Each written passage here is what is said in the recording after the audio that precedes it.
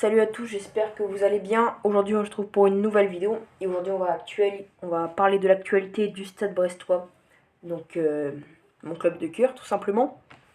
Et juste j'aurai une petite question pour vous, vous me répondez en commentaire. Est-ce que vous préférez que je fasse une vidéo de Brest sur la chaîne, cette chaîne là, ou sur une autre chaîne dédiée? Donc voilà pour la question. Et on commence avec la première info. Adrien Lebeau et Brestois, son essai avec le Stade Brestois 29 s'est avéré concluant, normalement ailier droit. Adrien a été reconverti latéral droit par Eric Roy. Il s'engage pour une saison avec une année en option.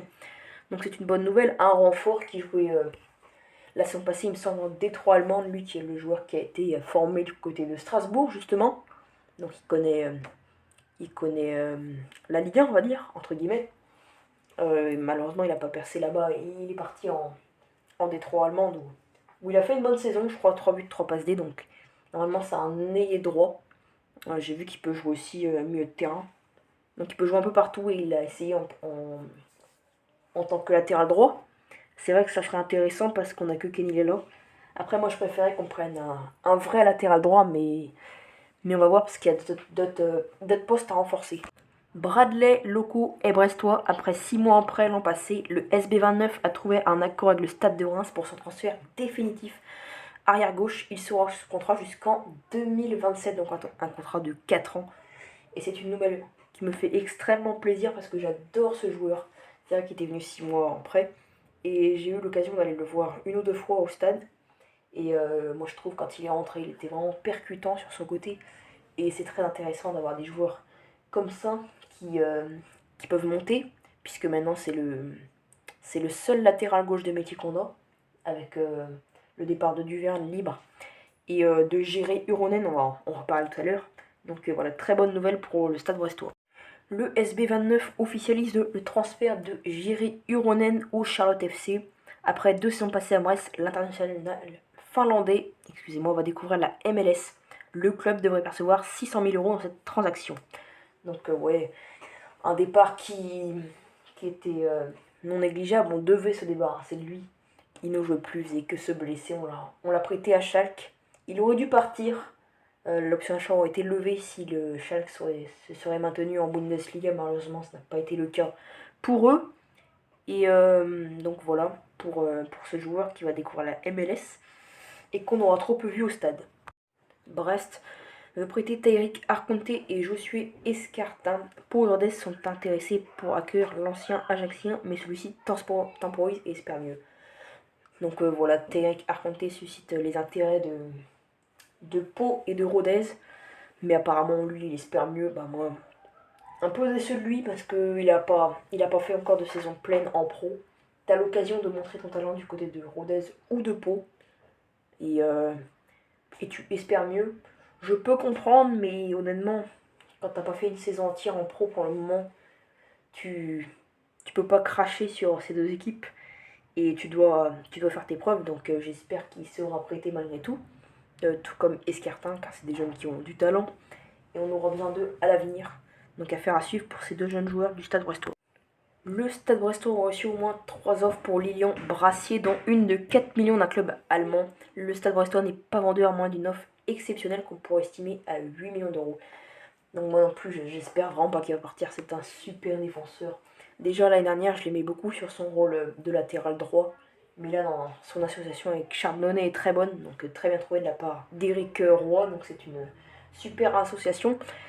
Et on sait que malgré tout, Brest a besoin d'argent. Et s'ils ont une offre de 8 millions, ils pourraient être amenés à le vendre. Mais ce que j'espère pas, on a besoin de lui pour l'avenir. Prêté à Caen la saison dernière, Yanga Mbok suscite l'intérêt du Maccabi Haïfa. Les Israéliens ont formulé une offre de 1,5 million d'euros pour le milieu brestois. Alors moi, qu'est-ce que j'en pense de ce transfert? Donc c'est un joueur de 23 ans qui pour l'instant n'a pas réussi à s'inscrire dans la durée dans l'effectif brestois. Cependant, il a affirmé qu'il souhaitait rester pour tout simplement progresser et réussir à se donner une place dans le club.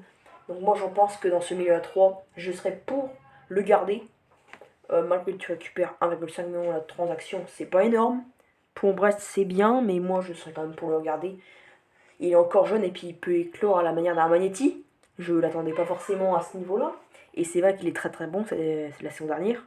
Donc moi je serais pour le garder. Et puis surtout, s'il va, je suis pas sûr que l'Israël, aller dans un championnat israélien, ça lui plaît tellement. Donc affaire à suivre pour Yanga Mbok. Ensuite, l'équipe qui parle de Brest à la bonne franquette. Donc cette saison encore, Brest, dont l'enveloppe de recrutement est quasi nulle, visera le maintien, mais cela n'altère pas l'appétit des Bretons, déjà préparés à atteindre les objectifs. Donc Brest a envie de se maintenir, donc au plus vite, hein, parce que c'est vrai que l'année dernière, c'était dans les dernières journées qu'ils se sont maintenus.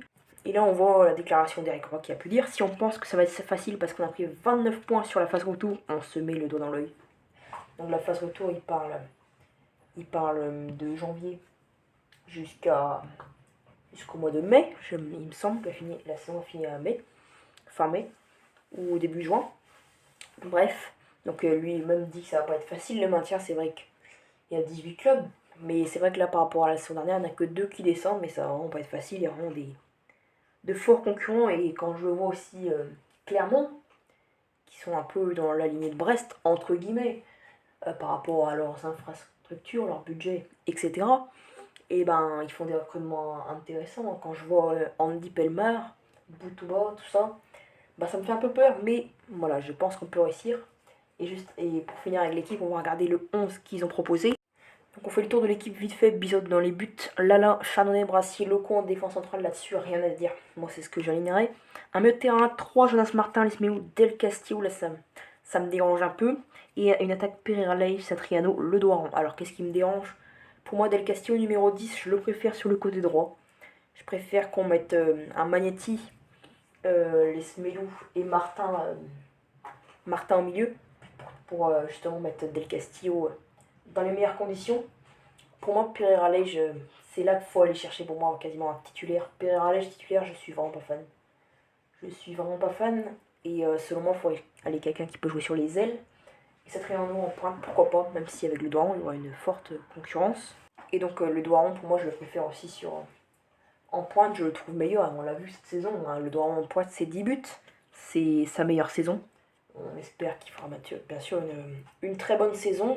Déjà l'heure de dire goodbye à Karamoko Dembélé. Et on voit juste en dessous, Blackburn s'est renseigné sur Karamoko Dembélé. Moi, je ne serais pas contre le vendre. Il a quasiment pas joué cette saison. Et j'ai bien peur qu'il ne s'impose jamais au Stade Brestois. Moi, je l'espère. Hein. C'est un mec qui a plutôt l'air d'avoir du talent. Et comme on dit, la deuxième saison peut être celle de la confirmation. Donc moi, au pire, si on le garde, je laisse une saison. Et si vraiment on va vraiment pas de progression sur ce joueur, eh ben on essaiera d'en tirer quelques liquidités, tout simplement. Et on va parler maintenant de Marco Bizot. Parce que Marco Bizot a tout simplement prolongé jusqu'en 2026 avec le Stade Brestois. Donc hyper bonne nouvelle. Notre gardien numéro 1 qui prolonge. Il a encore fait une très très bonne saison avec des très bonnes parades. C'est un très très bon gardien. Et on a vraiment de la chance de l'avoir dans le club.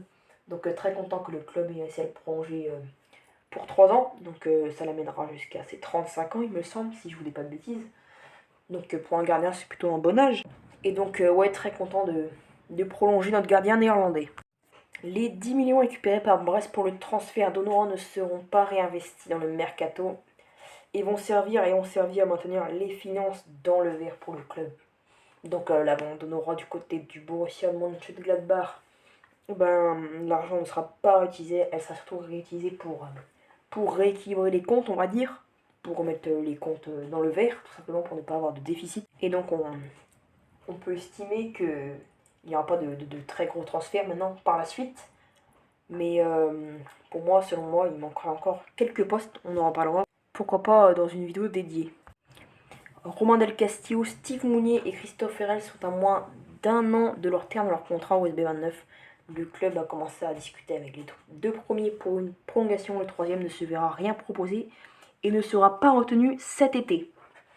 Donc voilà, Christophe Herrel qui quittera le club librement à 31 ans, du coup il aura.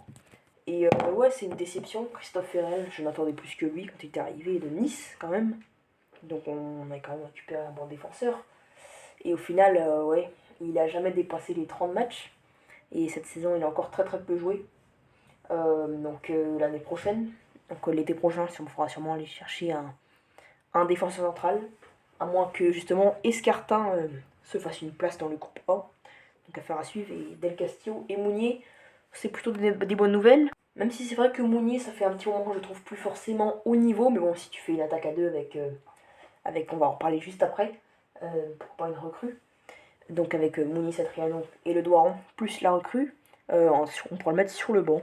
Brest serait intéressé par le prêt de Mathis Sabline, 20 ans. L'attaquant est également cité par Reims, Sunderland, Middlesbrough et Freiburg. Le temps de jeu sera le critère numéro 1 retenu par le joueur pour effectuer son choix. Donc c'est bien, lui, privilégie le temps de jeu. Donc Brest, il en aura, je pense. Dans toutes les équipes, je pense qu'il en aura. Reims, on sait, il cherche un numéro 9 après le départ de Balogun.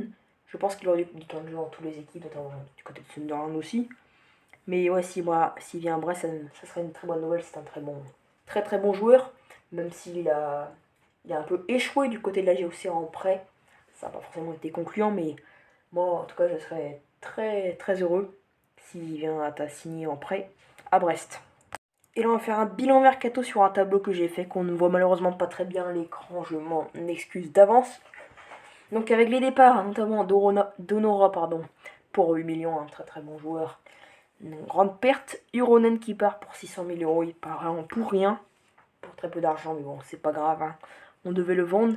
Duverne et Belkebla qui part libre, des très grosses pertes. Duverne, j'aimais beaucoup sur son côté gauche. Donc à voir comment il va être remplacé. Fadiga, rupture des contrats à l'amiable. Parce que, rappelez-vous, il avait des problèmes cardiaques détectés. Et c'est vrai qu'en France, quand ça a détecté, c'est rupture de contrat direct. Loïc Rémy libre, qui est parti, il a même pas joué une seule minute. Il y avait aussi Félix Le Maréchal, qui était en fin de prêt. Tout comme Bradley Loco, qui a été acheté définitivement lui aussi pour 500 000 euros. Donc lui, c'est vraiment pas grand chose. Très bon joueur, j'en ai parlé tout à l'heure. Jonas Martin qui arrive libre après son aventure du côté de Lille, qui s'est plutôt mal passé, on va pas se mentir, mais Rennes c'était plutôt mal passé, donc j'ai plutôt confiance sur ce joueur d'expérience.